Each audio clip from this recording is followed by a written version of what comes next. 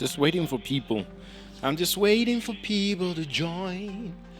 Is there somebody making noise? Is that you? Nasala nilila, iwe mutima we, iwe don't go. Unaimvera nyimbo. Oh, so people can't hear me.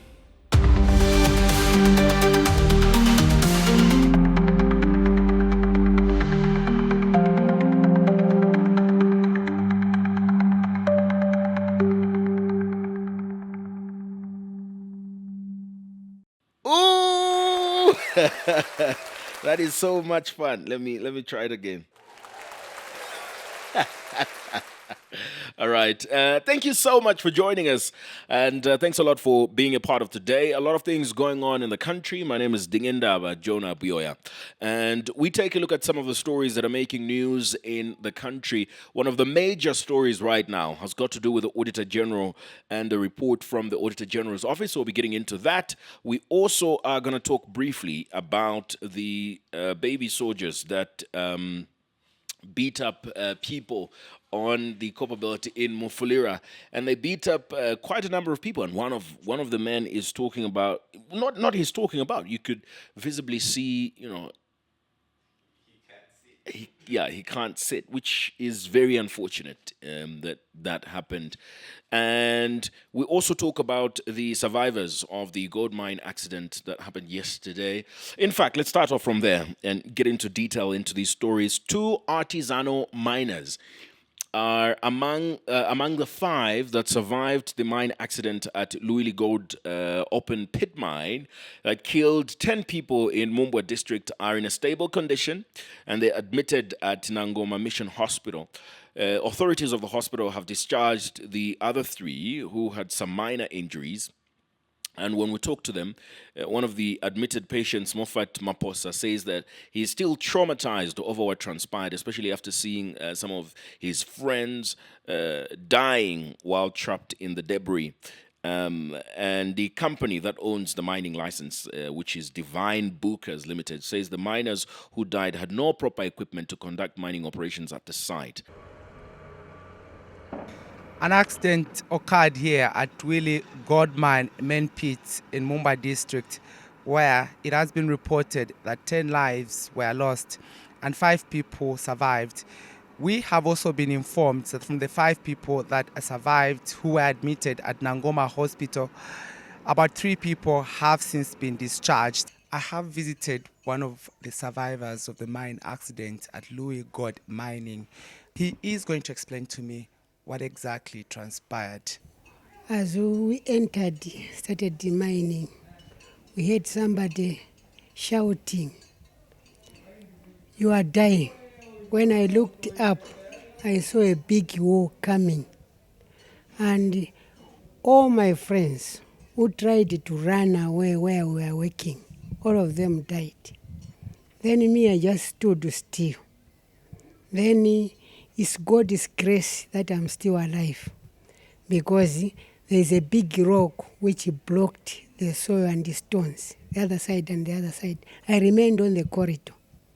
Then after this incident, I was shouting for help.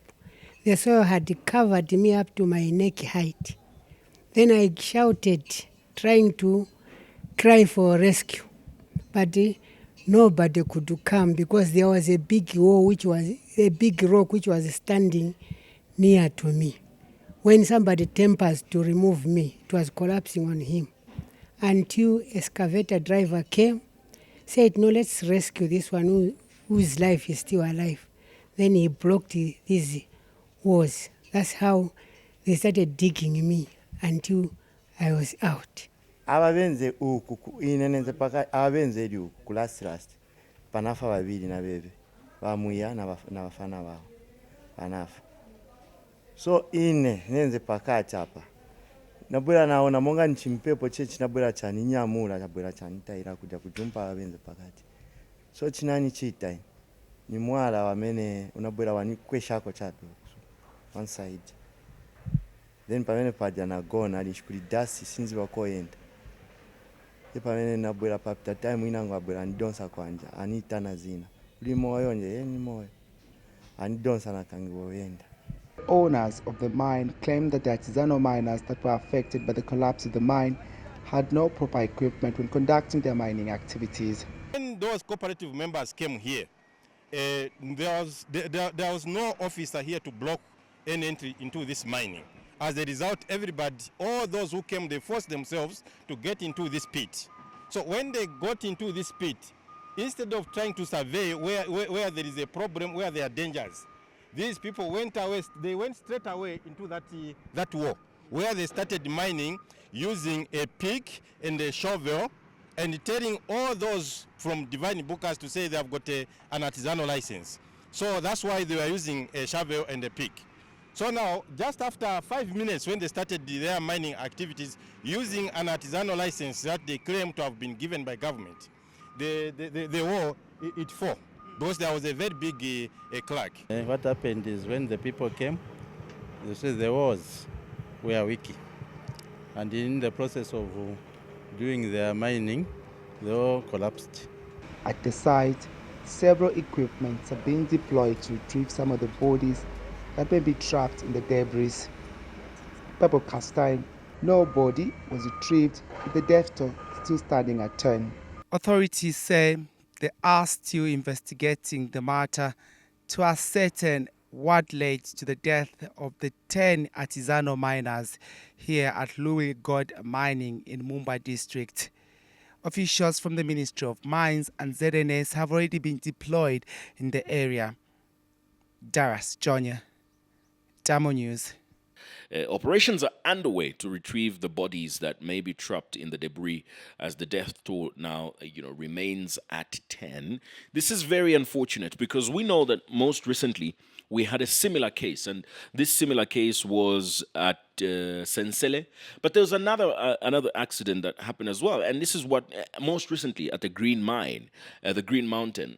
And these are some of the concerns that we need to start addressing, that clearly there's a problem that needs government's attention, and this has got to do with the mines, the artisanal miners.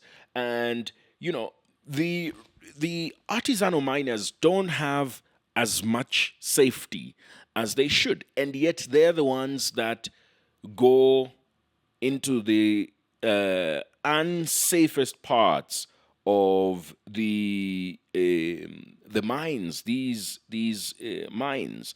So it is very unfortunate that all of this is happening, and it's very, very important that government addresses this and finds a solution, a permanent solution. Because I know that even when we had the accident at the Green Mountain, the people that survived the accident, people have died, and the people that survived the accident are the ones that were complaining that the mine should be opened and they should be allowed to go in there. That's very, very unfortunate that people are not able to see what the problem is there and what the challenge is. So it's always important for government to deal with these issues. Let's talk about the Auditor General's report. Let's go to the Auditor General's report, where the report of the Auditor General on the accounts of the Republic for the financial year ended December 31, 2023, has revealed improvements in the financial management of ministries, provinces, and agencies, with total irregularities decreasing from 103 billion kwacha in 2022 to 81 billion kwacha in 2023. Acting Auditor General Dr. Ron Mwambwa says that the reduction in irregularities is largely attributed to a decrease in audit findings related to the failure to collect tax arrears, which reflect cumulative tax amounts from previous financial years. He says that during this period, 2023, irregularities related to tax arrears fell by 30 billion kwacha, from 97 billion kwacha in 2022 to 66 in 2023. The report, however, does highlight irregularities in payments, and these have gone up from 152 million kwacha in 2022 to to 745 million in 2023, and the increase is being attributed towards payments that are made to staff on non-existent salary scales. They're getting allowances that are granted to ineligible personnel. There's excessive recruitment and payments to individuals listed on the payroll but not accounted for in the staff return across various players. And this is quite worrying. So I'm going to get into a bit more detail into what the Auditor General is saying in this report. And as we know that the report has been issued by the Auditor General on the accounts of the country from December 31st, the year that ended December 31st, 2023, which is basically the financial year of last year, and the improvements in the ministries, provinces, and agencies had the irregularities reducing from 103 billion and some other figures to 81 billion in 2023 compared to 2022. And this decrease is being attributed, according to the Auditor General, to the reduction in audit findings related to the failure to collect tax arrears, which represents a cumulative tax amount accrued from previous financial years. And during this same period, 2023, the irregularity on failure to collect tax arrears reduced, and it reduced by about 30 million kwacha, from 97 million kwacha to 66 million kwacha in 2023. In addition, overpayments also reduced. There's a reduction in overpayments from 110 million kwacha in 2022 to 71 million kwacha in 2023.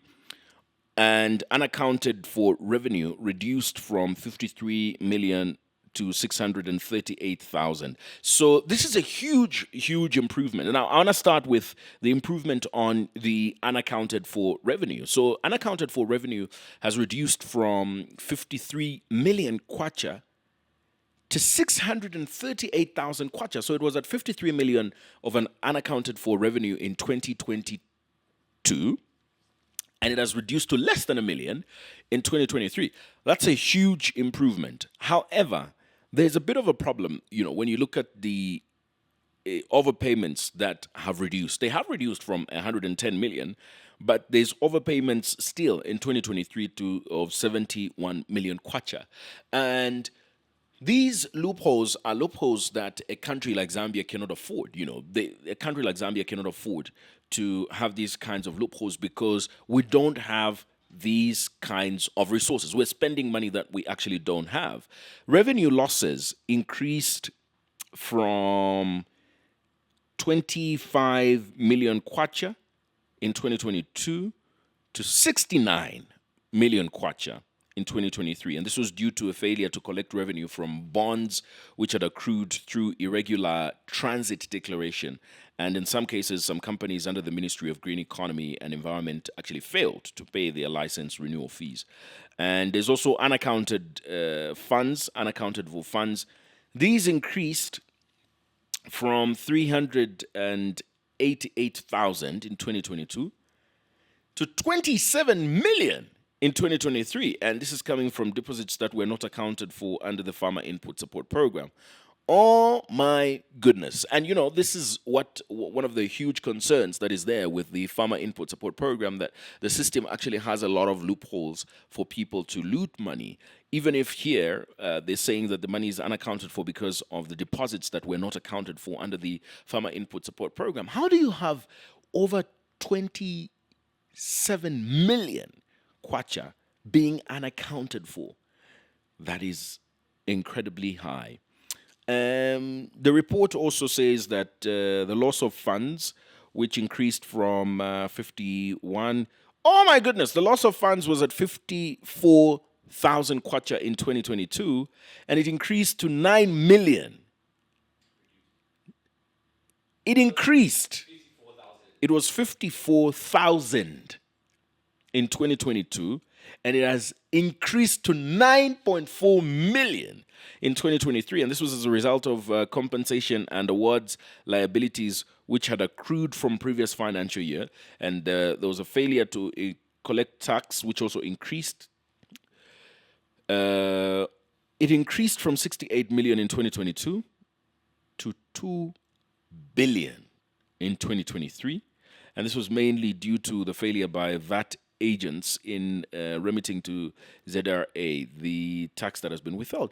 Oh my goodness, this is just so, you see, this is what it means when you say the lack of accountability.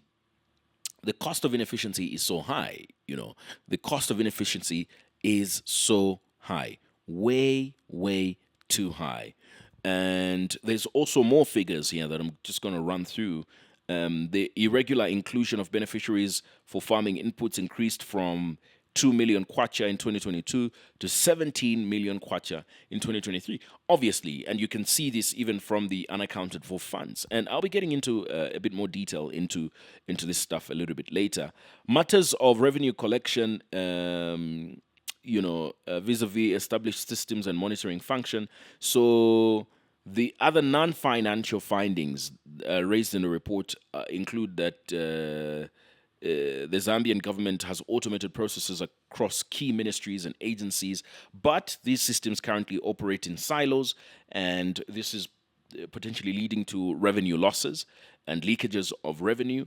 The Auditor General recommends urgent integration of these systems to address these gaps, alongside increased resources for monitoring and enforcement, particularly for the Ministry of Mines and Mineral Development, as well as the Forestry Department, in order to ensure efficiency in revenue collection. There's also information communication systems. There's a need for an improvement because there are challenges that have been observed in the implementation and management of information communication technology at the Ministry of Home Affairs. And these are some of the issues that are being addressed. Matters on internal control weaknesses. There's a lot of weaknesses that are there. Another notable finding involved the wasteful expenditure by the Zambia Revenue Authority, where despite seemingly making the correct decision to withdraw a duty waiver that was initially given to a named private company, ZRA inexplicably chose to withdraw its court appeal after an unfavorable judgment and instead agreed to a settlement of about $16 million. Yeah. There's a lot. There's a lot going on. And the Auditor General also goes on, to kind of provide guidance and advice to these government institutions on what they need to do to that effect. I just want us to understand what some of these things mean, right? And by some of these things, I mean things like overpayments, especially overpayments. What do they mean?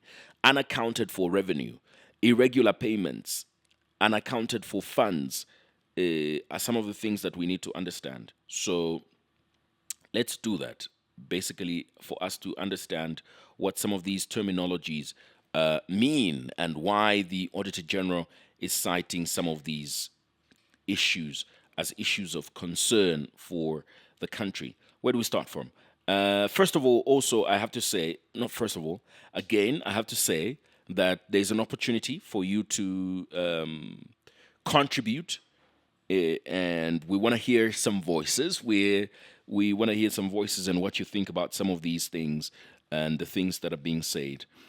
So let's start with that and hear what you have to say so far with what we've highlighted. Sizwe, you requested to speak, so you go ahead. Let me hear what you have to say. Yes, good evening, Jonah, and good evening, everybody.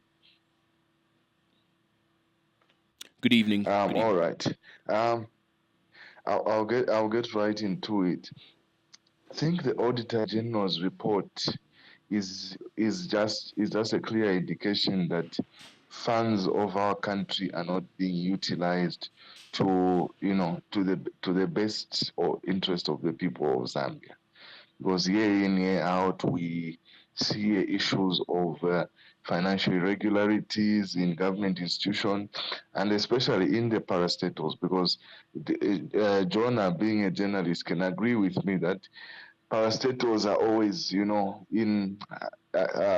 have some level of notoriety to them when when the Auditor General report comes out. So I'll touch on parastatals. I feel certain parastatals must be privatized so that they can be more efficient and also stop revenue leakage. Because you look at Zesco, we've had scandals of ghost workers, of political interference, and look at how much Zesco is holding the country back.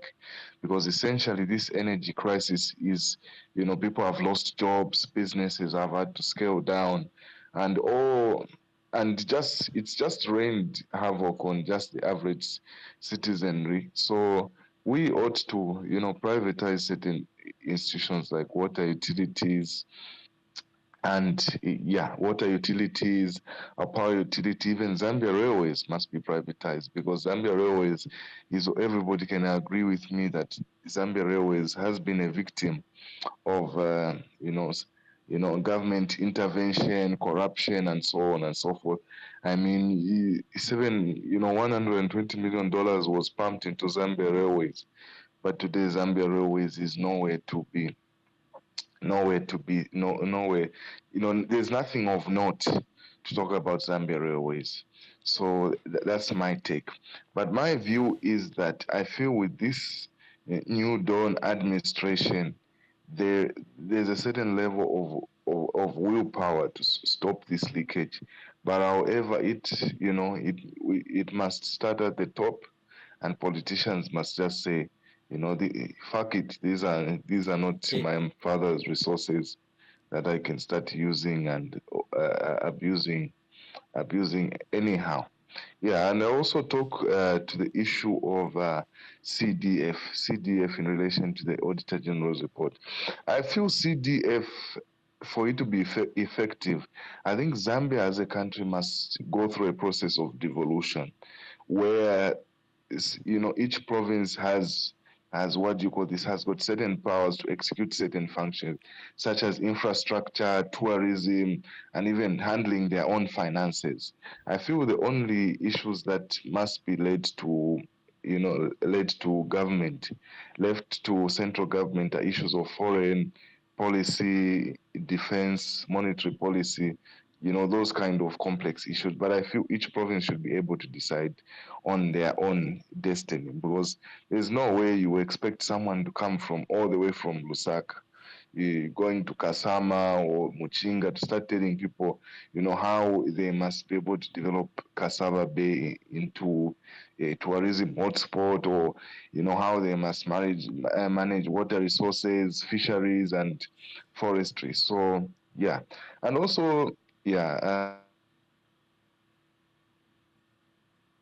the miners who died and the soldiers who were involved in that fracas in Mufuliro. I feel certain government departments are unnecessary, because I feel fisheries and livestock should not be a ministry, should be just one ministry with agriculture. So it ought to be Ministry of Agriculture, Fisheries and Livestock. Same thing with the science and technology. I feel science and technology should be part of education, so it must be Ministry of Education, Science and Technology. That way, it will reduce government spending, and reduce the wastage of resources, and a few other ministries that should be one ministry. Issue of miners dying, I feel mostly these people were informal miners. These informal miners, I think, paint a very big picture of the economic issues that we're facing as a country, because people are in this rural area and they discover my gold or copper or precious stones or any type of mineral. So people are just digging them up without care for safety and all of that, because palimanjala, gurinjala manyumba. There's poverty, there's this load shedding, and prices of goods and services have just gone up. So people are trying to really, alleviate themselves from poverty. But however, government must be able to empower them, and citizens. That's the role of citizen economic empowerment should have been playing, to empower these local miners to to ensure that they build capacity and run smoothly. But unfortunately, by just the Auditor General's report, you can tell that the money doesn't go to the intended purpose, and people feel like it's their grandmother's money, and they say, fuck it, I'm not paying. No, Citizens Economic Empowerment Commission should be effective, and we should be able to build the mining sector to avoid such things. Then also the soldiers who were involved that fracas in Mufulira, I think in the military, I went to Arakan Boys Secondary School, and we saw pubs within the barracks. So, these, military personnel must just, fraternize around those areas and to avoid conflict with civilians. And, civilians must not also provoke the military personnel. So, yeah, that's just my thoughts. Sorry for the language. It's just, these national issues really get you aroused like a thick pie. All right, well, you've got a weird way of being aroused, but thanks. And please don't be like Sizwe with the language. But thanks a lot for weighing in on those issues. We appreciate it that you've weighed in. And I just wanted to, before Sizwe came in, I did say that we're going to try and add a bit more context to what some of these terms mean that have been cited in the Auditor General's report, because I've got the graph here, basically, which has the figures in terms of the comparative analysis of what happened in 2022 as compared to 2023. And I just want to quickly run through these figures and, take a look at the different percentages and what has increased and what has not increased. Failure to collect tax arrears, that's pretty straightforward what it is. It's just not collecting arrears in tax, and this has reduced actually by about 32%. But there's an increase in the failure to settle obligations of outstanding bills, and this has increased by 6%. There's an increase in irregular payments. Irregular payments have increased by 389%. How come? In 2022, these irregular payments were at 152 million. In 2023, they're at 745 million. If you're wondering what irregular payments are basically payments that are made outside the normal practice of acceptable regulations or norms. So there are regulations that are put in place, and if something happens that is supposed to be irregular, these are put up as irregular payments. And so these happened 389 more times than what had previously been the case in 2022, which is incredibly sad. There's a reduction in overpayments of 34%. There were overpayments of 72 million kwacha compared to 110 million kwacha in 2022. And overpayments are defined according to the Auditor General as payments that are made above the correct price or rate. It's pretty straightforward, just like that. So government overpaying for stuff, this is exactly what happens. Unaccounted for revenue has reduced by 99%. It was previously at 53 million, and it has reduced to 638,000. That's really impressive, and something is being done right in that regard. But you see, when you look at the increase in some of these areas, it kind of also gives you the thought that you put a stopgap measure, you put a measure to stop people from stealing or doing something, and then they find a new thing that they're going to be doing. And this is where you see some of these increases. Unaccounted for revenue, we've talked about that. Failure to utilize funds. Oh my God. Failure to utilize funds in 2022 was at 132 million. And then in 2023, it's at 2.6 billion. And that is 1,933%. How are we failing to utilize funds? We're broke. I don't get it. The cost of inefficiency is so high. Such a poor country, high levels of poverty, and money is sitting because of bureaucracy. This is like at the center of this kind of chaos. Loss of revenue increased by 172%. There was a reduction in unacquitted inputs There was unacquitted for funds. Let me take a look at failure to remit government revenue. There was a failure to remit government revenue, and this increase was at 1,698%. Yes, from 194,000 in 2022 to 3 million in 2023. There's also an increase in the irregular inclusion of beneficiaries for farming inputs.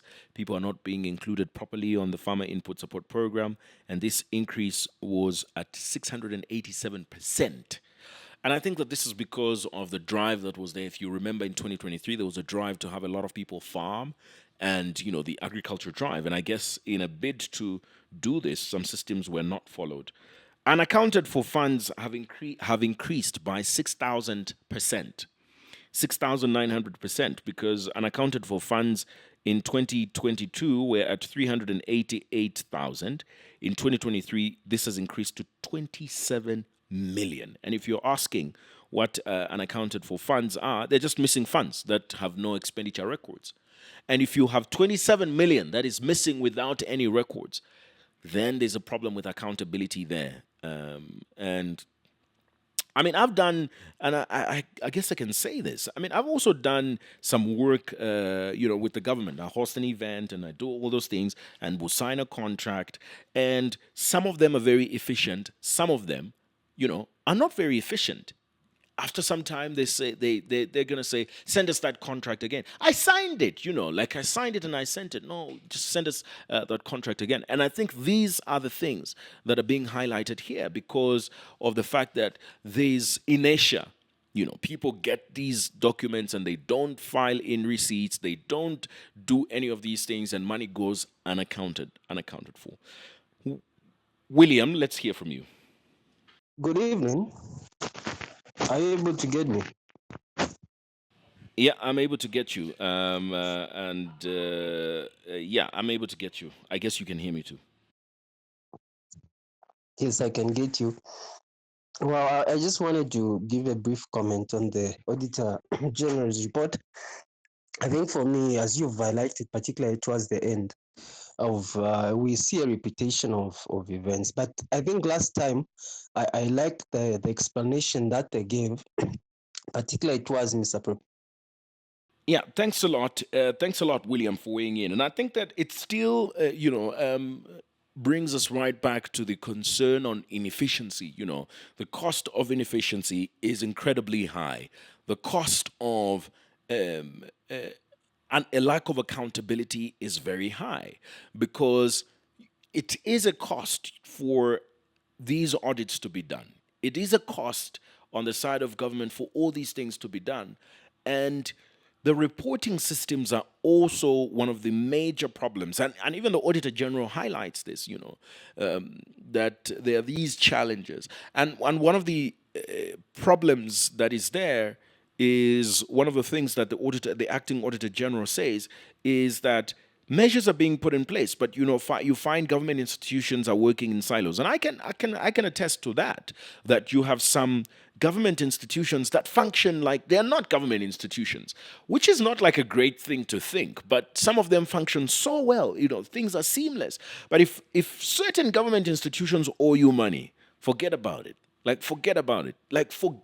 And I know this because I also have government institutions that owe me for over a year, and I've even forgotten about it. And if government owes you for over a year, the chances are you're probably not going to get the money because there's someone who skipped a process somewhere. There's someone who hasn't done their work somewhere. There's papers that are missing. There's all these things. And to go back to that paper trail is going to be almost impossible. But yeah, we should be wrapping up now because we're going to just keep talking and talking and talking and talk until we can't talk some more. But one of the stories that Sizwe talked about earlier on, barely days after some Zambia army recruits assaulted some residents of Mufulira after one of their own had been beaten by some taxi drivers, another incident emerged in Masaiti, where a 32-year-old Hensho Muya has accused soldiers stationed at the Malaya border of brutally beating him, leaving him severely injured. Mr. Muya, who is a father of 5 from Madiko village in Senior Chief Chuala's area, recounted that the assault happened on Thursday last week at about 23 hours near the Dangote conveyor belt in Kafulafuta. And he explains that the confrontation began when a canter truck carrying Millie Mill hit a speed bump he had erected to protect his livestock. And this caused a bag of Millie Mill to fall from the vehicle and resulted in the soldiers beating him. And it's very sad to see this because I was watching the video of him and, they really assaulted his behind. He can't even sit. You know how bad that has to be for somebody to beat up a grown man's backside to the extent that he can't sit. That's really, really bad. Terrible, terrible, terrible situation. But yeah, that should bring us to the conclusion. Thank you so much for being a part of this, and thank you so much for getting these updates on some of the country's biggest news stories. My name is Dingindaba Jonah Buyoya, and I wish you a great, lovely day. What a day.